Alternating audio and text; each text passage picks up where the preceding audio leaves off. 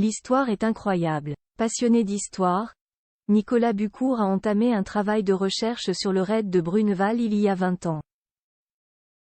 En historien amateur, il s'est passionné pour cette opération menée en Normandie par des soldats britanniques en 1942. À tel point qu'il va être décoré par le roi Charles III. C'est un sacré travail de recherche qu'a réalisé Nicolas Bucourt, historien amateur de 38 ans. En juillet, le Normand a reçu un coup de fil qu'il n'est pas prêt d'oublier. Au bout de la ligne, l'ambassade du Royaume-Uni lui annonçant que Sa Majesté le roi Charles III voulait, lui, décerner la médaille de l'Empire britannique. De quoi donner le vertige à Nicolas Bucourt. Je me suis assis, parce que j'ai senti une petite faiblesse au niveau des jambes, j'étais un peu tremblotant, explique-t-il dans un entretien accordé à BFM TV.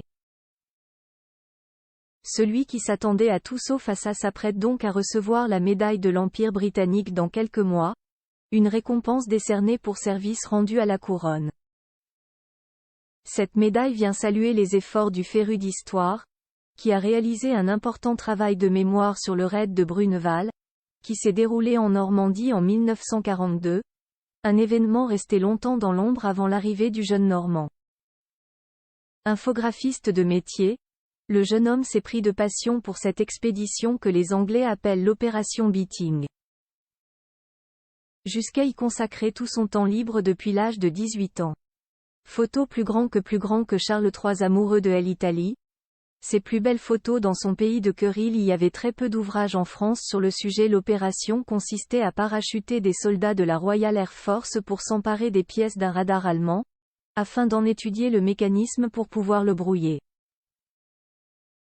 Localisé sur la falaise de la Poterie, au cap d'Antifer, en Seine-Maritime, non loin de la plage de Bruneval, le radar faisait l'objet de la visite de nombreux soldats.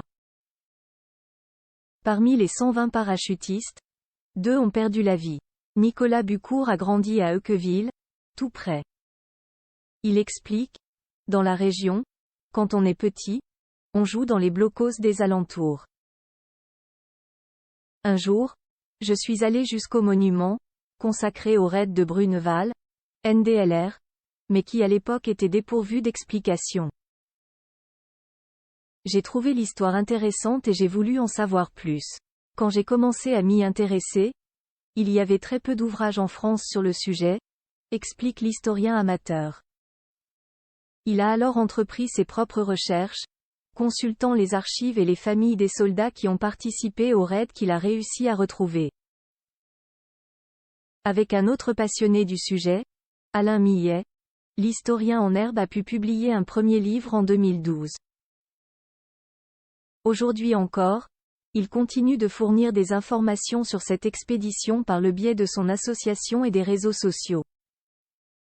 Ses photos et tous les objets qu'il récupère en lien avec l'opération Beating sont exposés dans des musées locaux. Chaunaron, PA Photo, Abaca.